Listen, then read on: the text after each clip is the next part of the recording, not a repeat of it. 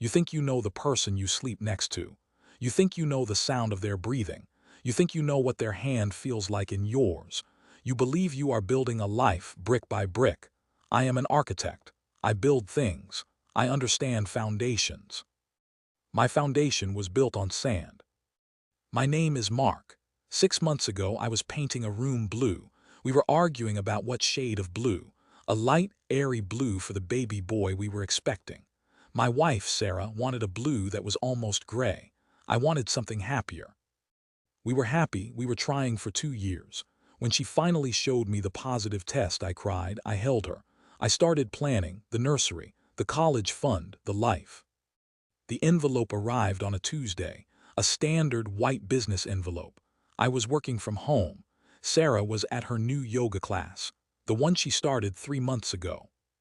I thought it was a bill. I opened it. It was from a lab, a name I did not recognize, but I recognized Sarah's name, and I recognized mine. It was a pre-paternity test, the kind you do while the mother is still pregnant. I never submitted a test. My blood ran cold. I read the words, probability of paternity. Then I saw the number. 0. 0%. You see that number, you see the words. They do not make sense. It is like reading a sentence in a language you do not speak. 0. It is a perfect circle, an empty hole. I sat in my home office. The smell of blue paint was still in the air. I looked at the wall where the crib would go. I am an architect. I solve problems. I analyze structures. My wife was pregnant with another man's baby. This was not a problem to solve. This was a demolition. And in that moment, sitting in the silence of our home, holding the paper that proved my life was a lie, I did not feel anger. I did not feel sadness. I felt a cold, perfect calm. She had built a lie. I would build a revenge. I would use the next 9 months, the same time it took to create her new life. I would use that time to systematically, brick by brick, dismantle hers. You are here tonight because you want to know how I did it. You want to know what happens when a planner, a man who builds things, decides to tear everything down. Let's begin. The first step in any demolition is to check the structural integrity. I needed to know what she knew. Did she send the test hoping it was mine and the results were a mistake? Or did he send it, a power move, a way to force her hand? The front door opened. I heard her keys hit the bowl by the door. Mark, I'm home, I'm starving. I folded the paper, I put it in my pocket. My heart was a stone. I walked out of the office. She was glowing. People say that about pregnant women. She looked beautiful. She was wearing her yoga pants, her hair pulled back. She smiled at me, the smile that I loved. Hey, I said, my voice sounded normal. It amazed me. How was your day? Did you pick a blue? Please tell me you didn't go with that bright one, it's too much. She kissed me. I felt nothing. It was like a stranger touching my face. I was thinking, I said, moving to the kitchen. You were right, the gray blue is more calming, more sophisticated. She lit up, you think so? Yes, I said. I pulled out the cutting board. I'll start dinner. This was my new life. I was a ghost in my own home. For the next few days, I was the perfect husband. I made her meals. I rubbed her feet. I listened to her talk about the yoga class. I listened to her complain about her friend, Chloe.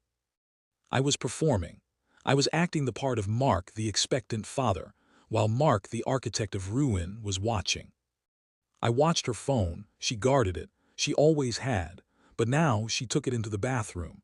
She smiled at texts when she thought I was not looking. I needed a name. I became a detective. I logged into our shared phone account. I looked at the call logs. I did not recognize most of the numbers, but one number appeared, over and over, every day. A long call right after she left for yoga. A text late at night after I was asleep. I ran the number through a simple online search. The name came back, Damien Scott. I searched the name. A photo appeared. He was older than me, 50s, silver hair, expensive suit. He was a property developer, a small-time one but flashy. He drove a luxury car. He was on the local society pages holding champagne at some charity gala. He was everything I was not. I built things to last. He built things to flip. I looked at his smiling, arrogant face. This was the man. This was the man who was in my house, in my bed. This was the father of the child I was painting a room for. Sarah did not love this man, I knew her. Sarah loved what this man represented. She loved the money, the status. She had always been insecure about my steady, quiet career. She wanted flash. Damien was flash. And that gave me my blueprint. Their weakness was not love. Their weakness was pride. Their weakness was status. I would not go after their hearts. I would go after the reason they betrayed me. I would take away the status. I would take away the money. I would leave them with nothing but the truth of who they were. And the baby. They would be trapped with each other forever. That would be my revenge. I needed to control the narrative. If I exploded, I was the villain. I was the crazy, jealous husband. She would be the victim, running into Damien's arms. I would not give her that satisfaction. I waited 2 more days. I finalized my plan. I opened a new bank account. I started moving my personal funds, separating our finances quietly. Then I found the test. I waited until she was home, relaxed on the sofa. I went into my office. I took the letter. I walked out. I held it up. My hand was not shaking. "Sarah," I said. My voice was quiet. She looked up from her magazine. "Yeah. I got this in the mail. It was addressed to you. I opened it by mistake." I watched her face. This is the moment the foundation cracks. She saw the letterhead. The color drained from her face. She did not say, "What is it?" She knew. "Mark," she stammered, I don't know." "Don't," I said. The word was cold. "Don't lie, I already know. I know about Damien Scott." Her mouth opened. A small, ugly sound came out. She was cornered. How did you?" "It does not matter," I said. I sat in the chair opposite her. I did not yell. I did not scream. I spoke like I was discussing a flawed blueprint. "The life we built is over. The baby is not mine." She started to cry. They were real tears, tears of panic, tears of being caught. "Mark, please, it just happened. I was unhappy. I felt lonely. You were always working." I nodded. I let her talk. I let her list her justifications. It was all noise. He offers me things," she sobbed. A life. He wants to take care of me, of the baby." "Good," I said. She stopped crying. She looked at me confused. "Good." "Yes, good. I want you to be happy, Sarah. I truly do." This was my first move, the ultimate psychological play. I was not fighting for her. I was giving her to him. "Mark, what are you saying?" "I'm saying I'm not going to fight you. I'm not going to cause a scene. Damien, if he is the father and he wants to be with you, I will step aside." She stared at me. She was expecting a war. I was offering a surrender. I don't know what to say." "You don't have to say anything. I'll file for divorce. We can do it quickly. No fault.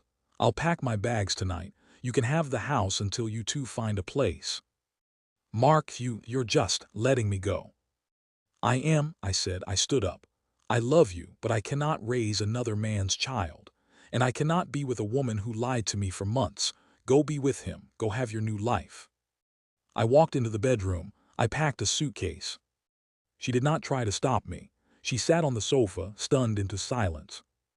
I left my key on the kitchen counter. I walked out of the house I had designed, the house with the half-painted blue room. She thought she had won. She thought this was easy. She had no idea that I had just laid the cornerstone for her prison. I moved into a sterile, short-term rental, a white box. It was the opposite of my home. It was perfect. I was an architect. I knew my house. I knew its systems. Before I left, I had done one more thing. I installed a small, audio-only listening device. It was hidden in the air vent in the living room. It was probably illegal. I did not care. Moral tension. I was drowning in it. I had been a good man, an honest man. But you cannot fight a dirty war with clean hands. I needed to hear their plans. I needed to know their dreams. The first 48 hours were silent. She was alone. Then I heard his voice, Damien's voice. It was smooth, oily. He's gone just like that. Yes, Sarah said. Her voice was shaky. He was so calm, it was weird. He just packed a bag and left. He said he wanted me to be happy. I heard Damien laugh, a short, ugly bark. Well, that's a relief. He's weak. I told you he was weak. He's not a fighter. He's a draftsman. He was mocking my career. He was mocking me in my own house. I felt the anger, a hot spike. I welcomed it. I let it fuel me. So it's done, Damien said. We're free, you, me, and the baby. What do we do now, Damien? Sarah asked. She sounded lost. Now we start our life. My divorce is almost final. You'll get your quick divorce from. What's his name? We'll find a new place. A real place. Something worthy of us. I listened. For 2 weeks I listened. They talked about the house they would buy. It was in an exclusive, gated community. Oakbridge Hills. They talked about the cars. He was getting her a new SUV. They talked about the baby. They would tell everyone he was the father from the start, that my marriage to Sarah was already over. I would be erased. But one thing kept coming up, one obsession. The club, Damien said. I've been on the wait list for the Crestview Country Club for a year. My application is coming up for review. Once we're in, Sarah, we are in. All my business contacts are there. The real money. This is the key. Sarah was excited. Oh, Damien, the Crestview. My friend Chloe's parents are members. It's everything. I leaned back in my cheap rental chair. Crestview Country Club. I knew the building. I had studied its architecture. It was an old, stuffy, Tudor-style monstrosity, but it was the place. Damien believed this club was his key. I would turn it into his lock. I had found my target. The problem was, I did not know anyone at Crestview. I was not a club person. I was a Build-A-Decandrita book person. I needed an angle. I needed an in. I researched the club's board members. These were the gatekeepers, the men and women who would decide Damien's fate. The list was predictable. Old money, bankers, surgeons, and one name I recognized. Arthur Pendleton. Arthur was a philanthropist. He was the head of the Pendleton Foundation. His family had built half the city a century ago. He was old school. He was true wealth, not flashy. He was exactly the kind of man who would despise Damien Scott. I also knew, from my own work, that the Pendleton Foundation was the main donor for the New City Children's Library. And I knew the library project was in trouble. Their architect had just quit. The project was over budget and behind schedule. Arthur Pendleton was reportedly furious. I spent 3 days working. I did not sleep. I took the public blueprints for the new library. I found the flaws. The design was showy but inefficient. The HVAC system was a nightmare. The workflow for the staff was illogical. I redrew sections of it. I redesigned the circulation desk. I found a way to save them 20% on structural steel. I created a new plan, a better plan. Then I put on my best suit. I took my portfolio. I went to the Pendleton Foundation offices. I did not have an appointment. The receptionist told me Mr. Pendleton was busy. Please, I said. My name is Mark Harris. I'm an architect. Tell him I am here about the children's library. Tell him I can save him $2 million. It was a bold move. 10 minutes later, I was in a large, wood-paneled office. Arthur Pendleton was in his late 60s. He had a stern, weathered face. He looked at me over his glasses. You have 5 minutes, Mr. Harris. You said you can save me money. I am listening. I did not talk about myself. I did not talk about my firm. I unrolled my blueprints on his desk. Mr. Pendleton, I said, your current design is beautiful, but it is structurally arrogant. Your architect is fighting the site, not working with it. I pointed to the steel supports. You are using custom fabricated trusses here. You do not need to. You can use a standard Warren truss if you shift this load-bearing wall 6 feet. It saves you $800,000, minimum. I talked for 30 minutes. He did not interrupt me. He just watched. He studied my plans. When I was finished, I rolled up the prints. Mr. Harris, he said. He stood up. Where did you say you worked? I'm independent, sir. I recently left my last position. I see, you did this work on spec. I believe in the project, sir. I hate seeing good buildings fail because of bad planning. He stared at me for a long time. No one has spoken to me like that in 30 years, he said. Everyone I hire tells me what I want to hear. You just told me my $2 million wing is structurally arrogant. It is, I said. He smiled, a small, thin smile. The foundation is having dinner at the Crestview Club tonight, a private room. We are discussing this library mess. I want you to be there. Be at the gate at 7. Sir, I'm not a member. You will be my guest, he said. I shook his hand. I'll be there. I walked out of his office. I had an in. And tonight, I would be walking through the doors of Damien's paradise. The Crestview Country Club smelled like old money, lemon polish, and quiet judgment. I sat in a private dining room with Arthur Pendleton and 3 other board members. They were all impressed with my library analysis. They hired me, not to take over the project, but as a consulting architect to fix the mess. It was perfect. It gave me a legitimate, professional reason to be in Arthur's circle. We ate, we talked about blueprints, we talked about budgets. I waited. The conversation eventually turned, as it always does with men like this, to the club itself, to new members. We have the review committee meeting next week, said a man named Bill, a banker. A few new applicants. Anyone problematic? Arthur asked. Bill shrugged. There is one, a developer, Damien Scott. Do you know him? My heart hammered against my ribs. I kept my face perfectly still. I took a sip of water. Scott, Arthur said. The name sounds vaguely flashy. He is, Bill said. Alligator shoes, drives a yellow sports car. He's been pushing his application, calling my office, trying to get a lunch. Arthur frowned. That is not how it is done. I know, but he has sponsors, good ones. He's borderline.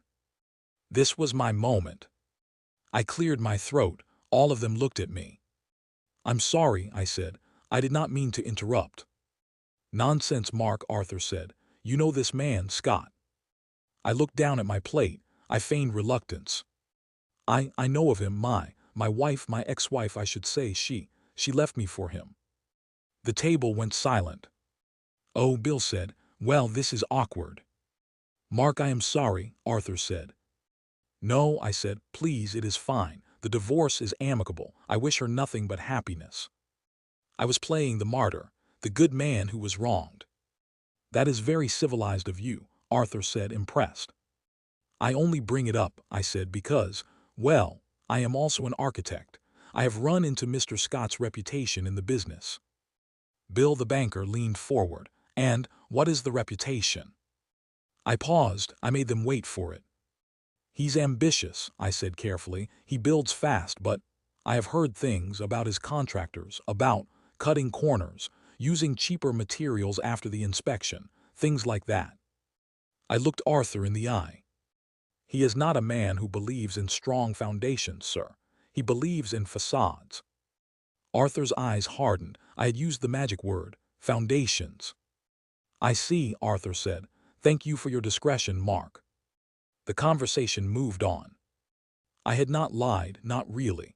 I had heard rumors about Damien, but I had presented them as facts. I had planted the seed. I had painted a picture of Damien Scott, a man who was cheap, a man who cut corners. And I did it while appearing to be the sad, noble, wronged husband. The architect had just built the first structural flaw into Damien's new life. The divorce mediation was set. Sarah and I met in a sterile conference room. She was nervous. I was, again, perfectly calm. Her lawyer looked at me surprised. Mr. Harris, your proposal is very generous. I had offered Sarah everything. The house, the furniture, half of my savings. I asked for nothing. I want this to be over, I said. I want her to be secure. I want the child to be taken care of. Sarah looked at me. I could see the confusion in her eyes and the guilt. Mark, thank you, she whispered. It is fine, Sarah, I said. We signed the papers. My lawyer was confused. I had told him to stand down, to accept all terms. As we were packing our briefcases, I turned to Sarah. "By the way," I said, "I have one more thing for you." I reached into my briefcase. I pulled out a small, beautifully wrapped gift. "What is this?" she asked. Well, it's a baby shower gift. I assume I am not invited to the one you and Damien are having." She flushed. "Mark, it's fine, but I saw this, and I wanted the baby to have it." She opened it. It was an antique, a sterling silver baby rattle. It was heavy, expensive, engraved. She stared at it. "It's beautiful, Mark. This is too much." "Think of it as a goodbye," I said. "A fresh start, no hard feelings." I smiled at her, a kind, sad smile. She started to cry again. "You are a good man, Mark," she said, clutching the rattle. "I try," I said. I walked out of that office. She thought that rattle was a symbol of my forgiveness, a peace offering. She was wrong. It was a Trojan horse. It was a symbol of my control. I needed her to believe I was gone, that I was a sad, defeated man who wished her well. The silver rattle was my proof. She would go home to Damien. She would show him the rattle. She would tell him, "Mark is not a threat. He's gone. He's weak. He even sent a gift." It would make them lower their guard. It would make them complacent. It would make them feel safe. People who feel safe are easy to destroy. I continued my work on the library. I met with Arthur twice a week. We met at the Crestview. I became a familiar face. The staff would nod at me. "Mr. Harris, Mr. Pendleton is waiting in the study." I was building my own foundation, a foundation of trust, of respectability. Meanwhile, I listened. The audio feed from my old house was still active. Sarah and Damien were still there, packing. They were moving to a large, rented McMansion in Oakbridge Hills while they waited for their dream home to be built. And they were planning the baby shower. It was all Sarah talked about. It was not just a shower. It was a debut. It was their arrival as a new, powerful couple. "Everyone is coming," she said to Damien. "Chloe, her mother, all the women from the yoga class, and the Winstons and the Barretts." Names I recognized. Wives of businessmen. Wives of men Damien wanted to impress. "Good," Damien said. "We'll spare no expense. I want them to see. I want them to know we are the real deal." I listened to them choose caterers, florists, a string quartet. They were building a stage to show off their new life, the life they had stolen. The day of the shower, I saw the photos online. Chloe, her friend, posted them. There was Sarah, 7 months pregnant, radiant in a yellow dress. There was Damien, arm around her, smug. He was wearing a pink shirt. They were surrounded by gifts, piles of them. They were laughing. They looked happy. They were holding up the silver rattle, my gift. They were all smiling. I sat in my white box apartment. I looked at the photos, the string quartet, the champagne, the pastel cupcakes. I felt the anger again, the cold, quiet rage. They were celebrating on the wreckage of my life. I looked at my phone. I had a text from Arthur Pendleton. "Mark, the Crestview Review Committee meets this Wednesday at 10 a.m. I thought you should know." Wednesday, 3 days away. The shower was their peak, their apex. It was time to pull the first support. I could not be the one to attack Damien. It would be obvious. It would be messy. I needed a proxy. I went back to my research. Damien Scott, property developer. I dug deep. I looked at public records, permits, his list of contractors, his lenders. He was leveraged heavily. He had 3 projects running at once. All of them were funded by high-interest, short-term loans from a private lender, not a mainstream bank. He needed the contacts from the Crestview Club. He needed them to find new, whale investors to pay off his toxic loans. If he did not get into that club, his financial house of cards would wobble. But I needed more than just cutting corners. That was a seed. I needed a storm. I needed to create a specific lie, a believable one. I went back to the library project, my inn. I found the name of the original architect, the one who had quit. His name was Peter Evans. I researched Peter Evans. He was talented but difficult. He had a reputation for being arrogant. He and Arthur had apparently clashed. I had my story. I called Arthur Pendleton. "Arthur," I said, "I apologize for calling you at home. I have something on my mind, something that is troubling me. I am not sure I should say anything." I was playing the reluctant card again. "What is it, Mark? You sound serious." "It's about the library and Damien Scott." Silence on the line. "Go on," Arthur said. "When I was first reviewing the failed blueprints from Peter Evans, I saw some notes in the margins. I did not think anything of them at the time, but now, with his application." "What notes, Mark?" "It was Damien Scott's name, and a number 50K. 50,000, Arthur's voice was sharp. "What does that mean?"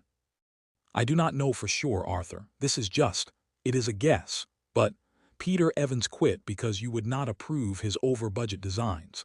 The design I found all the flaws in." "That is correct." What if Damien Scott wanted that bloated, expensive contract? What if he and Peter had an arrangement? What if Scott was going to be the builder using his cheap contractors, and that 50K was a finder's fee, a kickback? I let it hang in the air. It was a total fabrication, a complete lie. But it was plausible. It connected Damien, cheap builder, with the library, Arthur's pet project, and a failed architect, Peter Evans. It gave Damien a motive to be involved. "My God," Arthur said, he tried to defraud the foundation. He tried to build my children's library with faulty materials." "I do not know, Arthur. I saw the note. I cannot prove it, but it worries me, a man like that." "A man like that," Arthur finished, "does not belong at my club." "I am so sorry, Arthur. I felt you had a right to know. As a fellow architect, I cannot stand fraud." "You did the right thing, Mark. The only thing, thank you, I will handle this." He hung up. I put the phone down. My hands were shaking. This was a new line. This was not just planting seeds. This was arson. I had just framed him. I was not at the committee meeting. I was at the library site, wearing a hard hat, talking to a foreman about ductwork. But I could picture it. I could see Arthur Pendleton, sitting at the head of a long, polished table. I could see Bill, the banker. I could see them reviewing Damien's file, the sponsorships, the letters. And I could see Arthur holding up a hand. "Gentlemen," he would say, "before we vote, I have a concern." He would tell them the story. He would not use my name. He would say a trusted source, an expert in the field. He would tell them about Peter Evans, about the 50K, about the kickback. He would paint a picture of Damien Scott, not just as flashy, but as corrupt.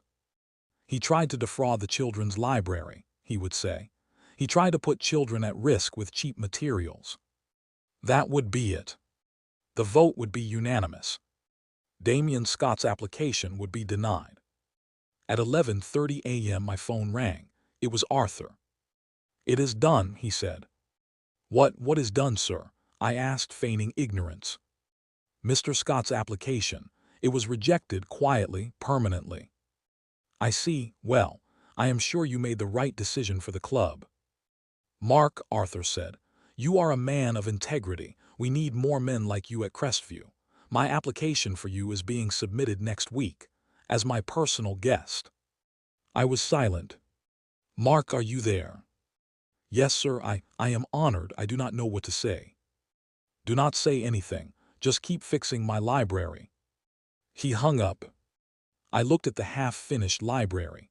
I was going to be a member of the Crestview Country Club. I had not just blocked Damien. I had replaced him. I had taken his dream. The revenge was escalating. I went back to my listening post. I waited. It took 2 days. I heard the front door of their rental slam. "What do you mean, denied?" Sarah shrieked. Her voice was high, panicked. "I mean denied," Damien snarled. "They sent a letter, a form letter. 'We regret to inform you.' Regret, they regret." "But how? You had sponsors. You said it was a sure thing." "It was a sure thing. Someone sabotaged me, someone lied." Who would do that? How do I know? It could be anyone. That bastard Bill, he never liked me. Damien, what does this mean? Sarah's voice was small. It means, he paused, I heard a glass break. He had thrown something. It means my investors are going to get nervous. It means the loan for the Oakbridge house is difficult. Difficult? What do you mean, difficult? You promised me that house. I promised, I know, but I was counting on the contacts from the club. I needed the liquidity from the Branson deal, and Branson was at the club. So we are not getting the house. I don't know, just leave me alone, I need to think. The door slammed again. He had left. I heard Sarah. She was crying, not the panicked sobs from when I confronted her. These were deep, hopeless sobs, the sound of a future crumbling. She had left me for this unstable, angry man, for a promise of a life. And I had just turned that promise to dust. I sat in the dark. I listened to her cry. I did not feel joy. I did not feel satisfaction. I felt powerful. It was a cold, dark feeling. It filled the empty spaces inside me. I was the architect, and the walls were beginning to close in on them. Sarah was in a tailspin, but she was a fighter. She tried to recover. She tried to salvage her new social life. She still had Chloe. She still had the yoga moms. She started planning a dinner party, a small one, to prove that everything was fine. I heard her on the phone with Chloe. No, everything's great. Damien is just stressed. The club thing was a silly mix-up. We'll reapply. Of course, we're still moving to Oakbridge. She was lying. She was building her own facade. This was my next target, her social standing. I needed to sever her from her friends. I needed to talk to Chloe. Chloe was Sarah's lifeline, her best friend, her entry into that new social world. She was also, as I had gathered, a terrible gossip. I used my new status. I ran into Chloe at the cafe attached to the Crestview. I was now a probationary member. I could be there. Chloe, hi. She looked up from her phone. Oh, Mark, hi, this is awkward. It is, but can I join you just for a minute? I really need to ask you something as Sarah's friend. She was hesitant, but the gossip was too good to pass up. Okay. I sat down. I ordered a coffee. I put on my sad, noble victim face. How is she? I asked. How is Sarah? I worry about her. Chloe was surprised. She's fine, she's good, you know, pregnant. I know, look, Chloe. I'm not here to cause trouble. My divorce is final. I wish her and Damien the best. I truly do. That's really big of you, Mark.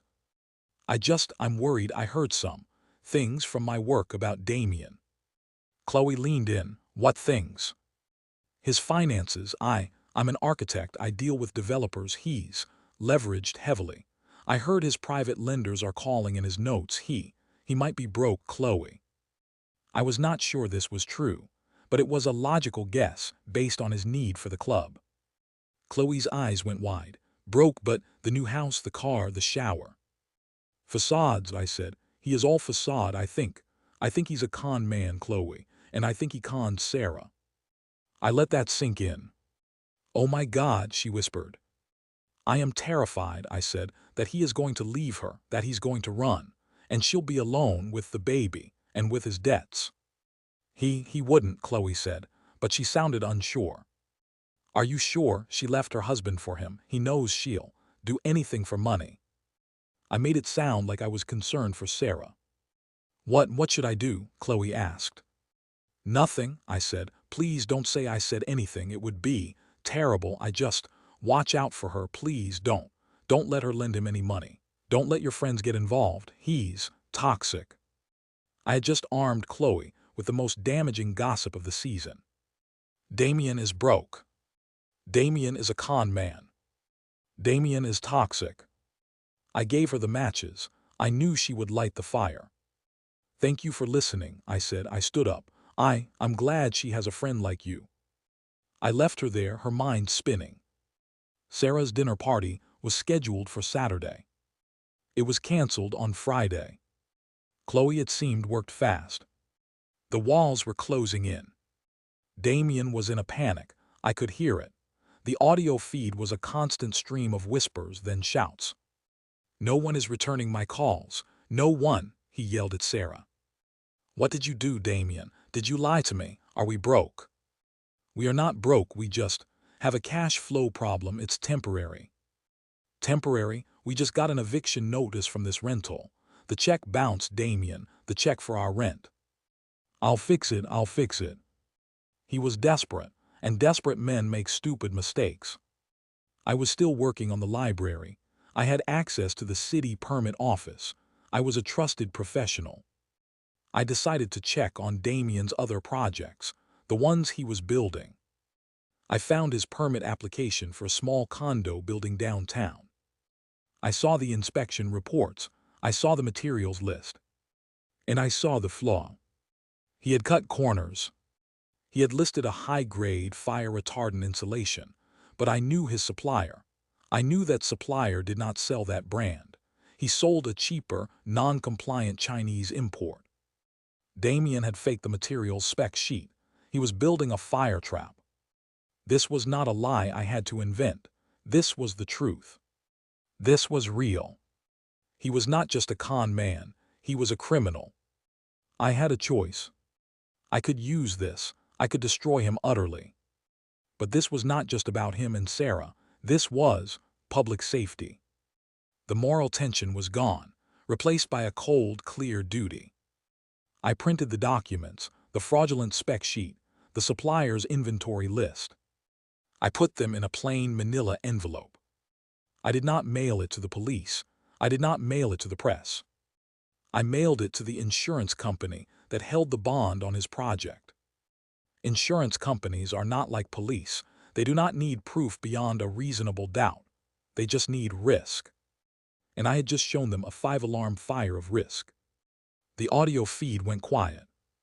For 3 days.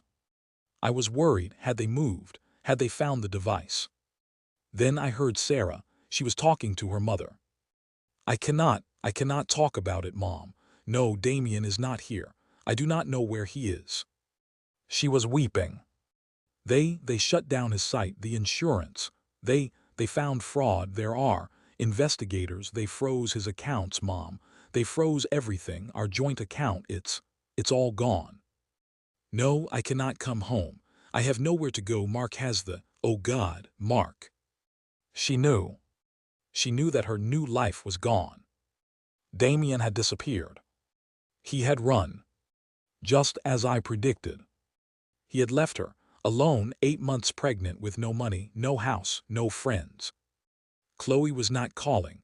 The yoga moms were not calling. I had systematically, piece by piece, isolated her. I had taken her husband. I had taken her home. I had taken her status. I had taken her money. I had taken her friends. I had left her with nothing. Nothing but the child. His child. The child that had started this all. A week later, I got a call from a number I did not recognize. It was a nurse from St. Jude's Hospital. "Is this Mark Harris?" "Yes." "Sir, we have a Sarah Harris here. She's in labor. You are listed as her emergency contact." I closed my eyes. She's not my wife anymore," I said. "We are divorced." "Sir, I understand, but she has listed no one else. She's alone. She's asking for you." "Asking for me?" "The weak husband, the draftsman." I will be there," I said.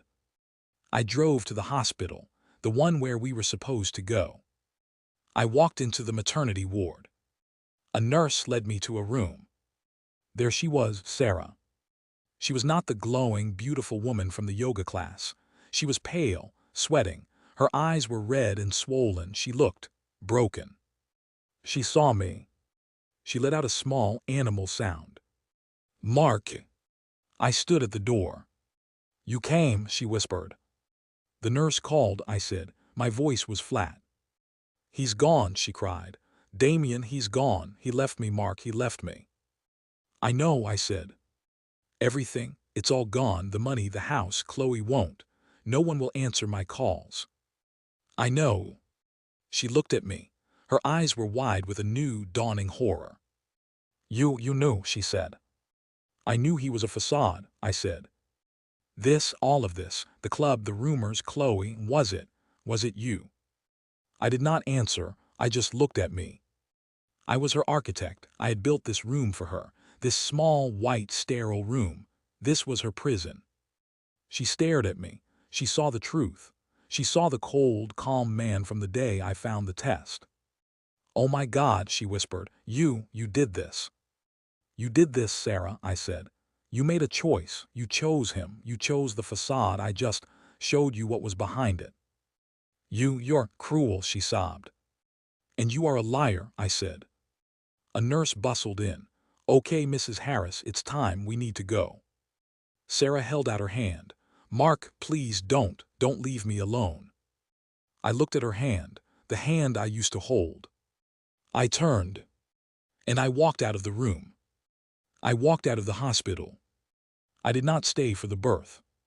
It was not my child. 6 months passed. The children's library opened. It was a success. Arthur Pendleton was praised for his new vision. My firm was hired. I was busy. I was a full member at the Crestview Country Club. I had a new apartment, a beautiful one overlooking the park. I had rebuilt my life, brick by brick. I did not know what happened to Sarah. I did not ask. I did not listen. The device in the house was long gone. The house itself had been foreclosed on by the bank. I had one. One evening I was at the grocery store, the expensive one, the one with the organic vegetables. I was picking out an avocado, and I heard a baby crying. A thin, tired, angry cry. I turned, and I saw her. It was Sarah. She was not the radiant wife. She was not the broken woman in the hospital. She was gray. Her hair was unwashed. She was wearing sweatpants with a stain on them. She looked thin, exhausted. She was pushing a shopping cart. It had formula in it, the cheap brand and diapers, and a bottle of cheap wine. In the cart's baby seat was the child, a small, pale boy. He was the one crying. She was trying to jiggle the seat. SHH, please, just be quiet. Mommy is so tired. She looked up. She saw me. I was wearing my tailored suit. I was holding my avocado. I was the picture of success. We just stared at each other across the produce section. Her in her ruined life. Me in my new one. I saw her eyes. I saw the hate, the fear, the recognition. She knew exactly who had put her in this exact spot. And she knew she was powerless. I was her God, a vengeful God. She quickly turned her cart. She pushed it fast toward the checkout. The baby was still screaming. I did not follow her. I stood there. The revenge was complete. It was perfect. I had taken everything. I had left her with the one thing she thought she wanted, the baby. And now that baby was her anchor, chaining her to a life of poverty and isolation. I had one. I put the avocado in my basket. And I went home. The story should end there. The wronged husband wins. The cheaters are punished. But revenge is not clean. It is not surgical. It is a bomb. It has shrapnel. 2 weeks after the supermarket, I got a call. It was Chloe, the friend. I had not spoken to her in months. Mark, her voice was shaking. I need to see you. It's about Sarah. I met her at a coffee shop. She looked terrible. What is it, Chloe? She's gone, she said. Sarah. Gone where? I don't know. Her mother called me. She found a note. Sarah, she left the baby, Mark. She left him at a fire station with a note. My blood ran cold. What? She was depressed. She had nothing. No one. Her mother said she was. Not herself. She was broken and she just left. The baby, I said, is he okay? He's in state custody, Chloe cried. He's an orphan and Damien, they found him. Found him where? In Mexico. He was arrested for fraud, for a lot of things. He's going to prison for a long time. So Damien was gone, Sarah was gone. And the baby, the reason for all this, the child, he was alone. Chloe looked at me. Her eyes were full of tears. This is your fault, she whispered. My fault, I said. They lied, they cheated, they stole. But what you did, you did not just want justice, Mark, you wanted this. You wanted to destroy them, and you did. You destroyed her, you destroyed everything. She stood up. I thought you were a good man, she said. The sad, noble husband, but you were just as bad as them. She walked away. I sat there. She was right. I was not the good guy. I was the villain. I went to work. I tried to focus on my blueprints, on the library. But all I could see was that empty baby seat in the shopping cart. I had built my revenge on a perfect blueprint. I had executed it with precision. But I had missed one thing, one crucial structural element. The child. He was not part of the plan, he was just the catalyst, a symbol. But he was real, he was a person. And he was the only innocent one. Damien was a con man. He deserved prison. Sarah was a liar. She was weak. She had made terrible choices. But the boy, his name, I did not even know his name. I had orchestrated this perfect, cold revenge. I had hollowed them out. I had left them with nothing. And Sarah, in her final, desperate act, had passed that nothing onto her son. She had abandoned him. Because I had left her with no hope. I had built a prison for Sarah and Damien, but I had trapped the baby inside, too. I could not sleep. I kept seeing that crying baby. I am an architect. I build things. I fix flawed structures. My revenge, my masterpiece, was flawed. It had a crack in its foundation. A human-sized crack. I made a call to Chloe. I need to know, I said. The baby, where is he? Mark, why? What are you going to do? I do not know, I need to know. She gave me the name of the social services agency. I went there the next day. I sat in a small plastic chair. I talked to a woman, a social worker.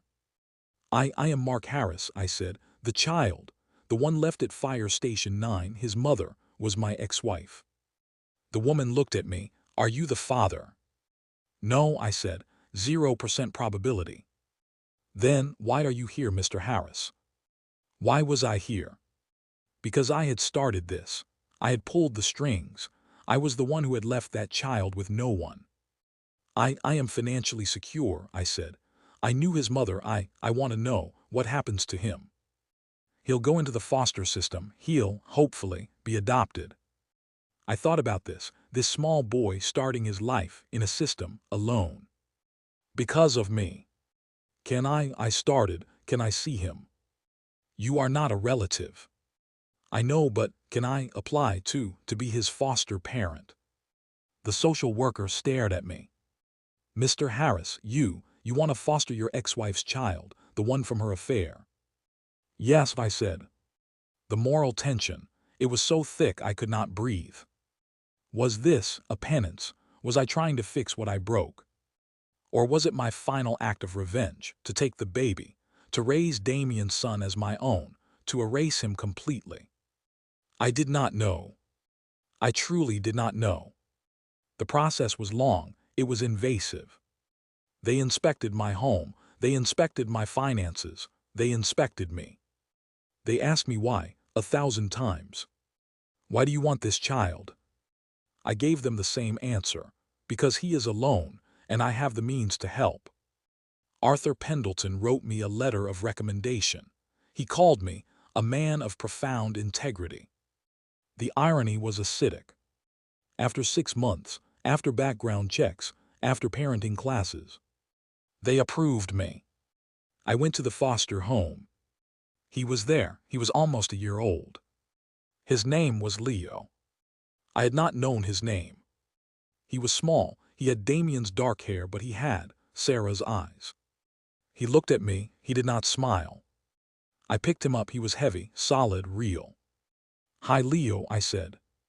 I was Mark Harris. I was an architect.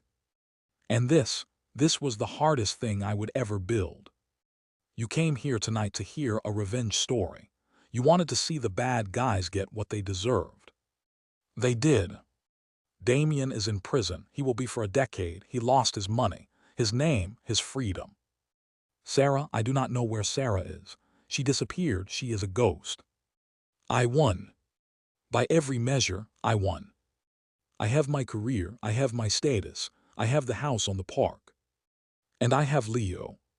He is 3 years old now. He is amazing. He is funny. He is difficult. He is my son.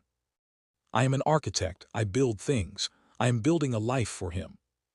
But you want to know if I am happy. You want to know if the revenge was worth it. I live with the ghosts. I live with the knowledge of what I did. I live with the fact that I took a human life, Sarah's life, and I tore it apart, systematically. I live with the fact that I became a monster to fight a monster. I destroyed 2 people. And I am trapped just as they are. They are trapped in their prison of guilt and loss. I am trapped in mine. I have to look at Leo every day. I have to see his face. I have to see her eyes. I have to live every single day with the collateral damage of my own war. That is the true nature of revenge. It is not a clean victory. It is not a happy ending. It is a faulty foundation. It is a house you build that you must live in forever. Mark looks at the audience. He does not smile.